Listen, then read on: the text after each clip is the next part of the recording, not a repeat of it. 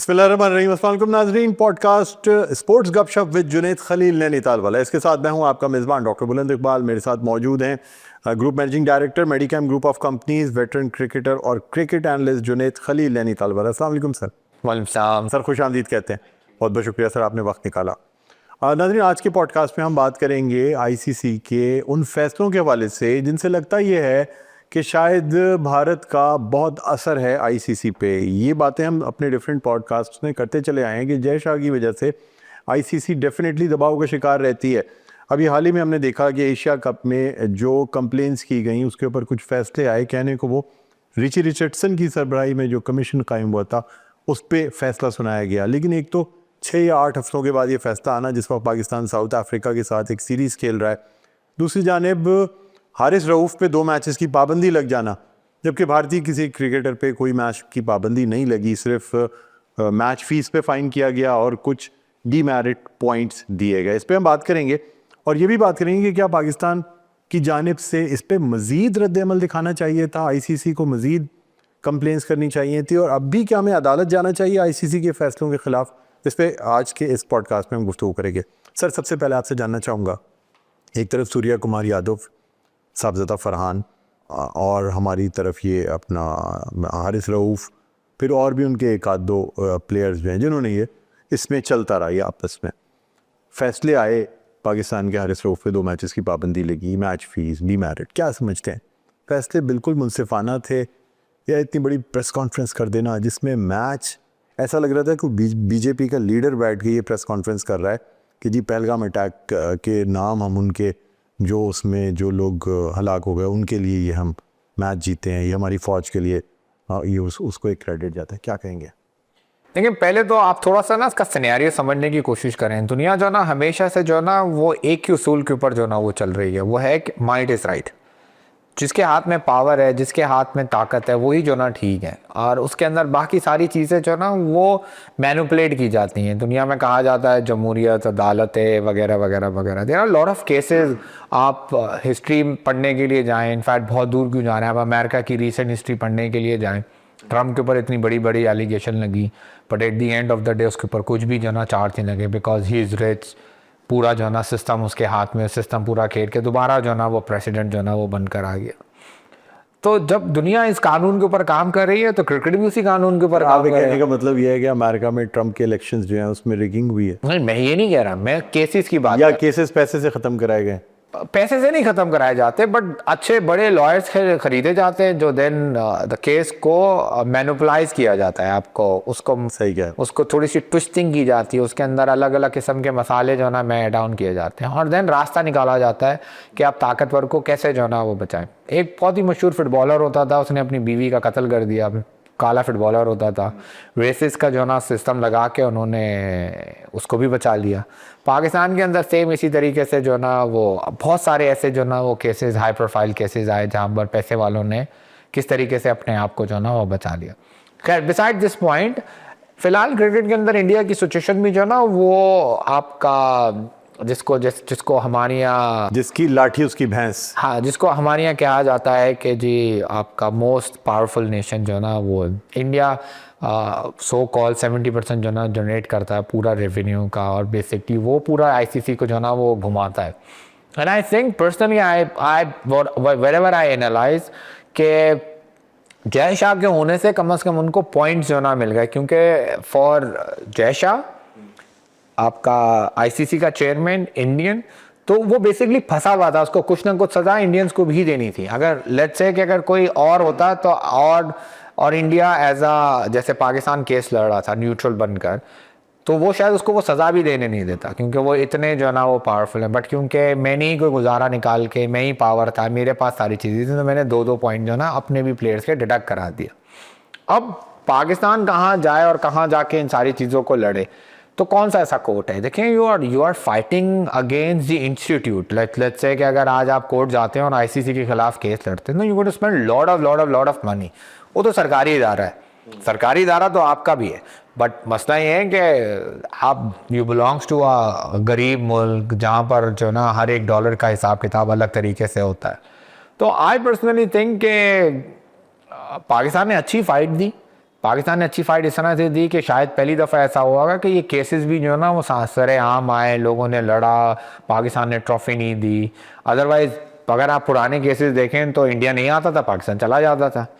World आपका T20 का world cup हुआ, पाकिस्तान ने उनको बुलाया, उन्होंने मना कर दिया, हम चुप करके चले गए। दिस इज द पहली दफ़ा ऐसा हुआ जब पाकिस्तान ने कम से कम मुकाबले का गेम खेला, मतलब मीन्स 40% तो पाकिस्तान कम से कम उनसे लड़ा। और शायद इसकी वजह यह है कि जी हमारा इंटीरियर मिनिस्टर और हमारा PCB का चेयरमैन सेम है, तो जो दोनों पावर जिससे उसको परमिशन लेनी पड़ती थी वो खुद ही था। तो ये शायद ऐसा मकाम है जहाँ पर I think we played well.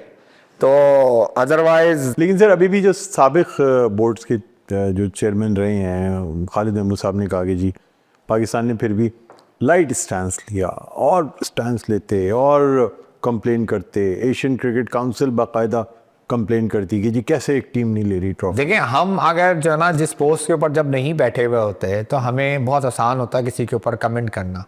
जब वो अपने पीरियड के अंदर याद रखें जिस वक्त इंडिया ने उस वक्त कुछ ज्यादती की, आई डोंट नो उस टाइम के ऊपर इंडिया इतना पावरफुल था या नहीं था, बट अगर इंडिया की पोजीशन ये होती और ये खालिद साहब जो है ना इस वक्त चेयरमैन होते तो आई डोंट थिंक सो कि वो ये भी कर सके थे। आई थिंक अगर इनकी जगह लेट्स से रमीज़ राजा साहब इस वक्त चेयरमैन होते और ये सूरत हाल ऐसा होती तो रमीज़ राजा साहब तो ये भी नहीं कर सकते होते, बैंड हो जाते। They are very few people जिनके अंदर इतना गट्स था, और सिर्फ गट्स नहीं था, पीछे से उनके पास बैकिंग भी थी। जैसे मैंने उनको बताया कि इंटीरियर मिनिस्ट्रीज भी जो है ना वो शामिल थे, क्योंकि दोनों का प्रेशर आता है। It's an international issue.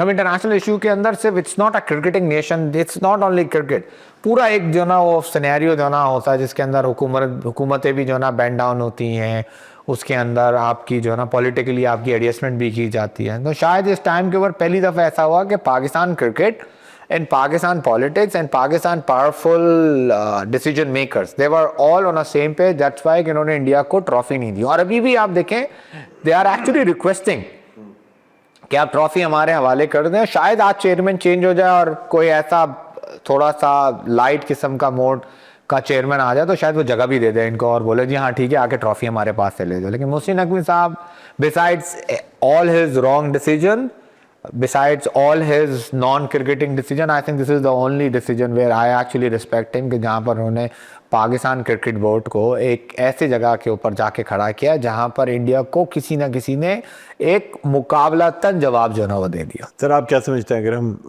ICC के फैसलों के खिलाफ इंटरनेशनल कोर्ट ऑफ जस्टिस में जाएं और ये प्लीड करें कि जी ये गलत फैसले किए गए, इसको साबित कराया जाए कि नाइंसाफ़ी है, सूर्या कुमार यादव के जो बयानात हैं, जो चीज़ें हैं और बाकी दूसरे प्लेयर्स की जो चीज़ें, उनके मुकाबले में हमारे प्लेयर्स ने सिर्फ इशारे ही किए, लेकिन फिर भी जो है ना उनको इस तरीके से सज़ाएं दी जा रही हैं, क्या कहेंगे आप? देखिए आप बिल्कुल जाना चाहिए, लेकिन उसका पूरा आपके पास केस तैयार होना चाहिए। इनकम्प्लीट सिर्फ और सिर्फ जज्बात के तौर के ऊपर नहीं चलना चाहिए, क्योंकि अगर आप केस हारे तो आपकी इंसल्ट उससे भी बड़ी होनी है। और माजी में ऐसा हमारे साथ हो चुका है कि हमारे लीडरान एक ऐसे केस बना के वहाँ इंटरनेशनल कोर्ट में गए जो हम नॉर्मली हार के ही आए, बल्कि उल्टा let's say to gain something we lose more money and lost our right to. तो पहले तो वो केस बनाना आपको आना चाहिए और प्लस आपके पास इतने रिसोर्सेज होने चाहिए, इंटरनेशनल लॉयर्स का कनेक्शन आपके पास प्रॉपर होना चाहिए कि जो बेसिकली आपको जो ना ये कनेक्ट करके दे। आई डोंट थिंक सो कि पाकिस्तान जो ना वो जाएगा, क्योंकि आपको दो नुकसान आते हैं। देखें इतना आपने लड़ लिया, उसके बाद आपको नुकसान क्या है, आपको अच्छी सीरीज़ नहीं मिलेंगी, बहुत मुश्किल से आपको सीरीज़ मिलती हैं। आप देखें इंडिया ए भी खेल रहा है, इंडिया भी खेल रहा है, एक मैच उनका ख़त्म होता नहीं है, एक मैच उनका जो ना वो लगा होता है। अभी वो T20 खेल रहा है, वहाँ से प्लेयर्स विड्रॉ होते हैं यहाँ पर टेस्ट सीरीज़ की तैयारी करने के लिए। ये अभी ख़त्म होंगे नहीं, आधे प्लेयर इनके चले जाएंगे दूसरी जो है ना मतलब वनडे सीरीज़ खेलने के लिए। और हमारे पास क्या होता है, बड़ी मुश्किल से एक जो ना हमें सीरीज़ें जो ना वो मिलती हैं। साउथ अफ्रीका आई थी, 2 टेस्ट मैचेस, 3 T20, मुश्किल से 3 जो ना वो वनडे जो ना वो खेली। हम देखेंगे कितनी शॉर्ट सीरीज़ है और हमारे पास अब हमें बेसिकली ना अगर आपने अपने आप को बड़ा करना है ना तो आपको अपना इंफ्रास्ट्रक्चर क्रिकेट का बड़ा करना पड़ेगा। ये लड़ाइयाँ आउटसाइड द बोर्ड रूम चलती रहें, लेकिन मैदान में भी आके आप जो ना मुकाबला करें। अगर वही मैच हम जीत जाते तो आज हमारी रिस्पेक्ट डिफरेंट होती। सूर्य कुमार यादव ने जो तकरीर की, अगर वो मैच पाकिस्तान हार जीत जाता तो वो तकरीर नहीं कर सकता था। The best answer is to improve your cricket rather than going into the international politics and putting a blame on something which is not related to these sports. वो सर वो काम तो ट्रम्प साहब कर ही रहे हैं पाकिस्तान के लिए। हाँ हर तकरीर में कर रहे हैं। हाँ मतलब अब वो पहले 6 से 7 हुए, 7 से सुना 8 अब 8 भी हो गए। अच्छा सर, मजीद आपसे गुफ्तगू करेंगे और इस पे भी बात करेंगे कि ICC T20 की जो रैंकिंग हुई है उसमें टॉप 10 में पाकिस्तानी कोई बैट्समैन नहीं है। 11वें नंबर पे साहबजादा फरहान है जो कि पाकिस्तान की तरफ से टॉप है, लेकिन 10वें के बाद है। इस पर बात करेंगे, एक छोटा सा वक्फा लेना है। नाज़रीन, वक्फे के बाद दोबारा आपकी खिदमत में हाजिर होते हैं, कहीं ना जाइएगा, देखते रहिए स्पोर्ट्स गपशप विद जुनैद खलील नैनीताल वाला।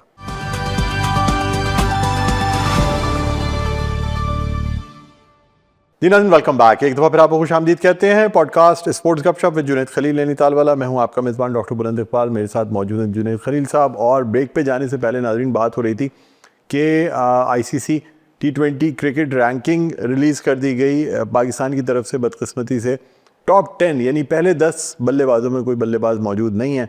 साहबजादा फरहान की एक अच्छी फॉर्म है, पाकिस्तान की तरफ से टॉप बैट्समैन है, लेकिन आखिर क्या हुआ कि T20 जैसी क्रिकेट जिसमें पाकिस्तान बहुत अच्छी परफॉर्मेंस दिया करता था, अब ये हालत हो गई है कि टॉप 10 बैट्समैन में कोई बैट्समैन नहीं आता। क्या कहेंगे सर आप?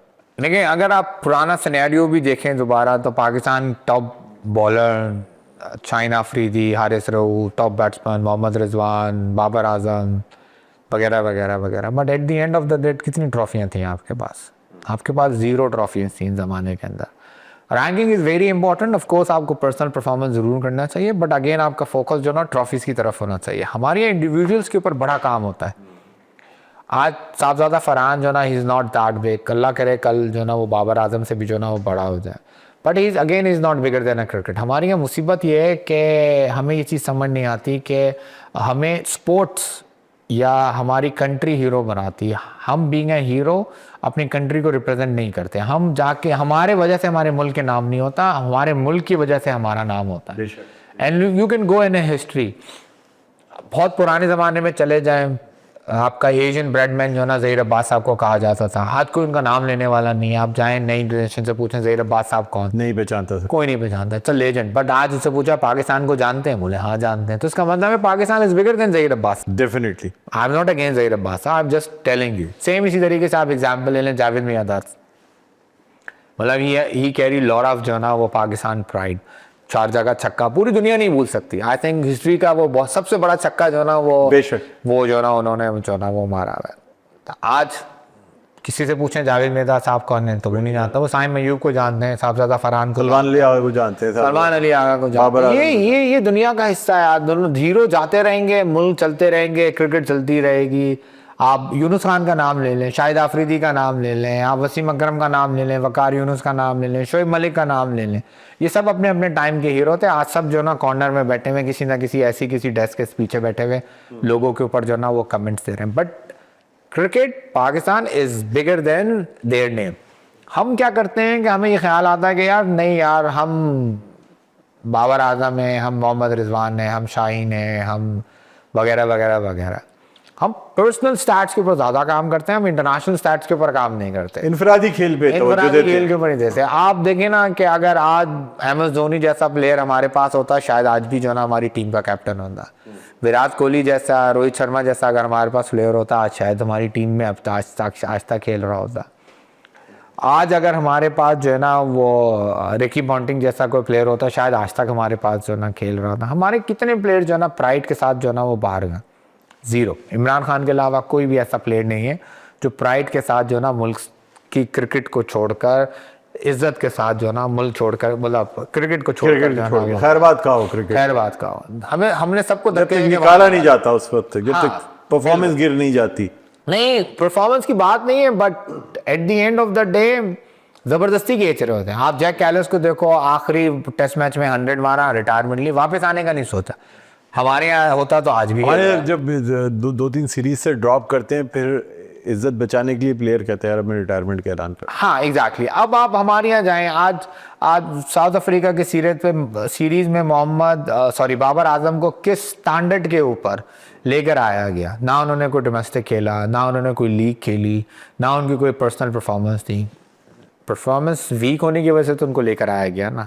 पूरे टेस्ट मैच सीरीज के अंदर बाकी टीम उनसे भी ज़्यादा बुरी हो गई थी। मैं समझता हूँ शायद इसलिए लाया गया कि पाकिस्तानी टीम पे सवालात उठने लगे कि शायद यंग टीम जो है वो इस वक्त बाबर आजम किसकी जगह आप लेकर आए? आप बाबर आजम तो ओपन के ऊपर खेल रहे थे ना, साहबजादा फरहान आपके 11 नंबर पे बैठा है, बाबर आजम बाहर हुआ तो उसको जगह मिला, जब भी तो वो आपके 11वें नंबर पर आके बैठा। फखर जमान को आपने बाहर बिठाया तो बाबर आजम बाहर हुआ तो फखर जमान वापस आए ना। आप किन की जगह किन को लेकर आ रहे हैं? आप मिडिल ऑर्डर में स्ट्रगल कर रहे हैं, ओपनर जो ना को रिप्लेसमेंट कर रहे हैं। यहाँ तो लेकर आए ना सलमान अली आगा की जगह, उसको 2 डाउन 3 डाउन, तो फिर आपको समझ आती है। आप रिप्लेसमेंट ठीक थोड़ी कर रहे हैं, आप ओपनर आपके ठीक चल रहे हैं। लेट्स से साहबजादा फरहान, साइम अयूब को आप ड्रॉप नहीं कर रहे क्योंकि वो बॉलिंग के अंदर अच्छे परफॉर्म कर रहे हैं, विकेट ले लेते हैं। मैं किसी का पॉडकास्ट देख रहा था, आई थिंक अनफॉर्चुनेटली वो इंडियन पॉडकास्ट था, कि भाई पाकिस्तानी ओपनर्स अच्छी जो है ना वो बॉलिंग करा रहे हैं इसलिए वो ओपन कर रहे हैं, और पाकिस्तानी कैप्टन अच्छी बैटिंग कर रहे हैं तो इस वजह से जो है ना वो कैप्टन बने हुए हैं।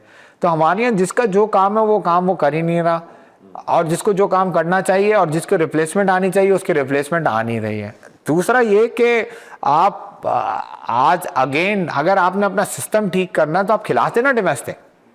आप इसका मतलब ये है कि he has more power than a board, कि उसने डोमेस्टिक नहीं खेला, रिजवान ने डोमेस्टिक खेला, सऊद शकील ने डोमेस्टिक खेला। आज भी आपका टेस्ट कैप्टन जो है शान मसूद, वो आपका जो है ना वो डोमेस्टिक खेल के जो है ना मतलब वो खेल रहा है, और आपका बाबर आजम डोमेस्टिक खेले बगैर जो है ना टेस्ट भी खेल गया, T20 भी खेल गया, और आपका वनडे भी खेल गया। सर क्या डोमेस्टिक खेलने के लिए बोर्ड इंस्ट्रक्ट करता है कि आप डोमेस्टिक खेलें, या प्लेयर का अपना डिसीजन होता है कि नहीं वो डोमेस्टिक खेल सकता है या ना खेले या गैप ले ले? दिया था ना उन्होंने आपके एक ऑप्शन डाला था ना कि भाई हम आपको एनओसी नहीं देंगे, सबने जाके डोमेस्टिक खेला ना, डोमेस्टिक खेले हम। जैसे आपका डोमेस्टिक खत्म, लेकिन बाबर आजम को तो गैप के बाद वापस बुला लिया गया। एक मैच में उन्होंने परफॉर्म किया, 50 मारी, फिर वापस से 7 रन। अब यही हमारा सिस्टम गलत है ना। अब क्या पता आपको पीछे बैठे हुए ऐसे लड़के मौजूद हों जो बाबर आजम को कल रिप्लेस कर दें, क्योंकि मुझे याद है जिस वक्त इंजमाम उल हक, यूनुस खान, मोहम्मद यूसुफ बैटिंग किया करते थे, सईद अनवर आपका,